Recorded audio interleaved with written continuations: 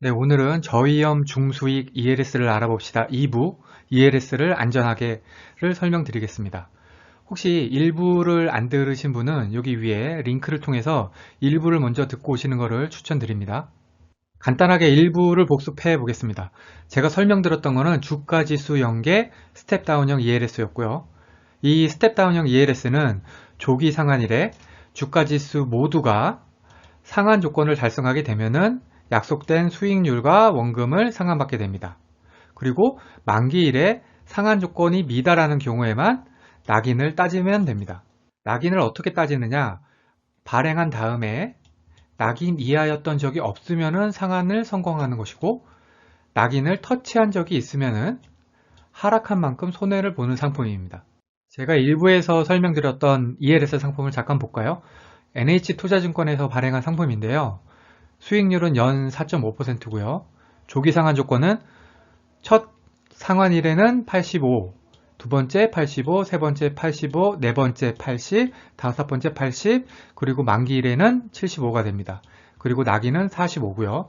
기초자산은 코스피 200, S&P 500, 유로스탁 50입니다. 최초 기준 가격 평가일이 21년 3월 16일이고요. 이거 기준으로 6개월마다 상한일이 돌아오고 마지막 만기 평가일은 24년 3월 13일입니다. 자, 복습 차원에서 문제를 한번 풀어보겠습니다. 최초 기준 가격 평가일에 코스피도 1000, S&P도 1000, 유로스탁도 1000. 그리고 이제 기준 조건이 이렇게 되죠. 만일에 주가 지수가 중간에 낙인을 터치한 적이 있는데 만일에 만기일에 주가 지수가 각각 1000, 1800이면 어떻게 될까요? 네, 만기일 조건이 75죠. 그러면은 만기일 조건보다 높기 때문에 상한입니다. 그래서 3년치 이자와 원금을 받게 됩니다.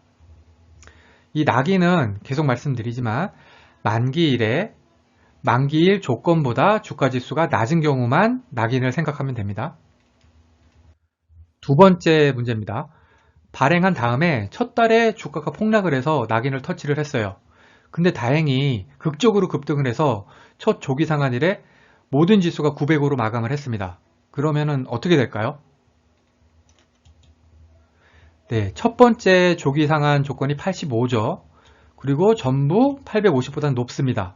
그러면은 낙인은 따질 필요 없이 조기 상한 달성이기 때문에 반년치 이자하고 원금을 받게 됩니다. 세 번째 문제입니다. 발행 후에 첫 달에 주가가 폭락을 해서 낙인을 터치를 했습니다. 그리고 첫 조기 상한일에 주가가 전부 500이 됐어요. 그러면 어떻게 될까요? 네, 계속 말씀드리지만 낙인은 만기일에만 영향이 있습니다. 그래서 첫 번째 조기 상한 조건 85보다 미친 500이 됐기 때문에 손실 나는 게 아니라 두 번째 조기 상한일로 상한이 연기될 뿐입니다. 네 번째 문제입니다. 주가지수가 낙인을 터치한 적은 없지만 만기일 상환 조건인 750보다 낮은 500으로 끝났습니다. 그러면 어떻게 될까요?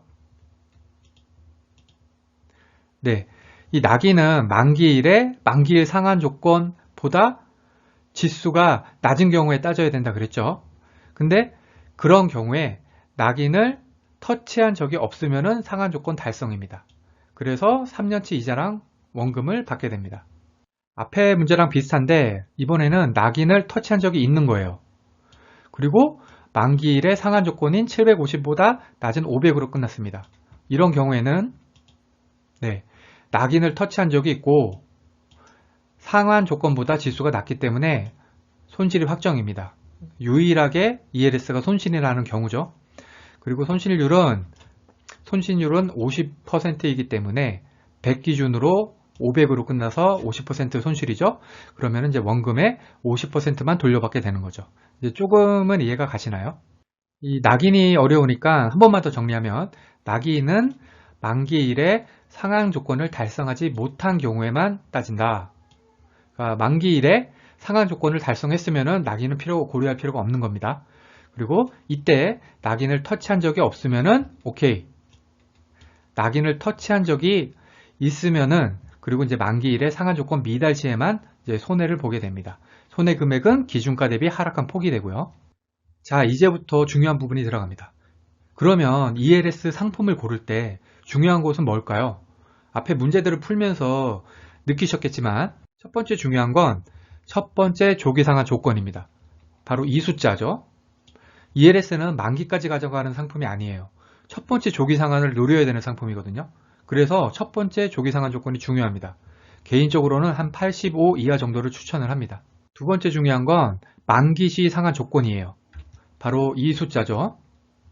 이 만기시 상한 조건이 낮으면 낮을수록 낙인 터치 여부와 관계없이 안전하게 이자와 원금을 돌려받을 수 있겠죠. 개인적으로는 75 이하를 추천합니다. 세 번째로 중요한 건 낙인인데요. 이 낙인이 낮다는 것은 결국에는 이제 손실 가능성을 낮춰주는 거죠. 개인적으로는 45 이하를 추천합니다. 마지막으로 중요한 건 당연히 이제 수익률이죠. ELS는 리스크가 두 가지가 있어요. 첫 번째는 손실 가능성이 낮지만 있고요. 두 번째는 해지가 어려운 편입니다. 그래서 정기예금 이자보다는 제 생각에는 상당히 더 줘야 됩니다. 개인적으로 지금 정도 정기예금 금리 한 1에서 2% 정도라면은 수익률은 한 6% 이상은 돼야 되지 않을까 그렇게 생각을 합니다. 그러면 이제 제가 앞에 써놓은 좋은 ELS의 조건을 기준으로 할 때 ELS가 위험한지 한번 알아보겠습니다. 우선 IMF 사태 때로 한번 돌아가 보시죠. ELS 기준은 제가 앞에서 봤던 NH투자증권에서 발행한 그 ELS 조건을 그대로 썼고요. 일단 기준일은 가장 고점이었던 97년 6월 20일입니다. 이때 주가가 799였어요. 그런데 IMF를 맞아서 이제 폭락을 하기 시작을 했죠. 그래서 첫 번째 조기 상한일에 주가가 400이 됐습니다. 근데 배리어가 이 85가 배리어거든요. 이 배리어가 679여서 첫 번째 조기 상한에 실패를 했죠. 두 번째도 배리어보다 밑에 있습니다. 그래서 실패를 했어요. 근데 더군다나 이때는 요 낙인이 40% 밑에 도달을 해서 낙인까지 터치를 했어요. 그리고 세 번째 때도 배리어보다 낮기 때문에 상한에 실패를 했고요.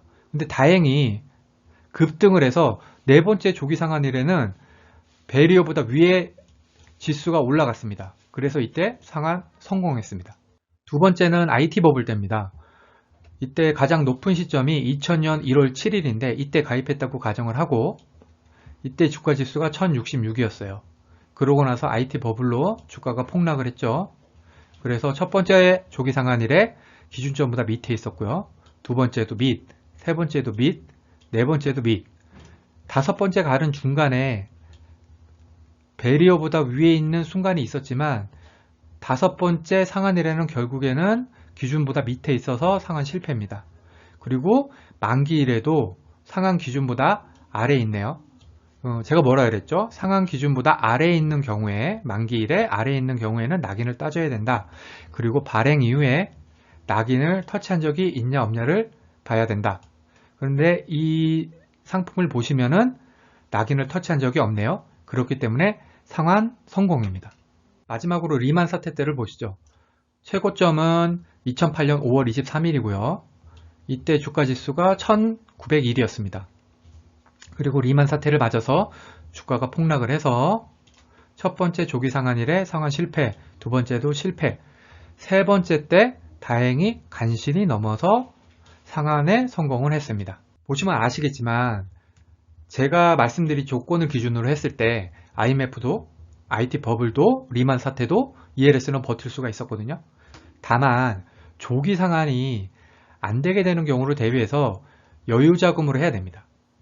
그리고 이렇게 해서 조기 상한을 하게 되면은 받는 이자까지 더해서 다시 ELS에 청약을 하면은 복리 효과까지 누릴 수 있겠죠. 마지막으로 주의사항을 다시 한번 말씀드리겠습니다.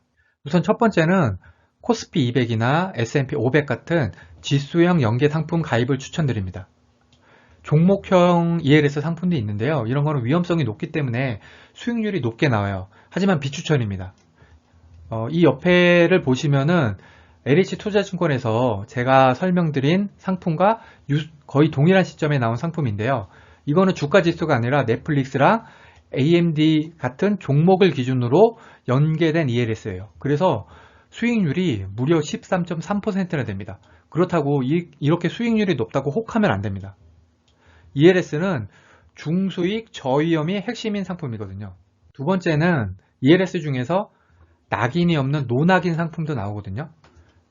그런데 이제 낙인이 없기 때문에 만기일에는 이제 상환 기준 이하면 무조건 손해를 보게 됩니다. 대신에 노낙인 상품은 만기 상환 조건이 낙인 상품보다는 낮은 편이거든요. 개인적으로는 안전장치가 하나 더 있는 낙인 상품을 추천을 하는데 이거는 선호도에 따라 좀 다를 수가 있습니다.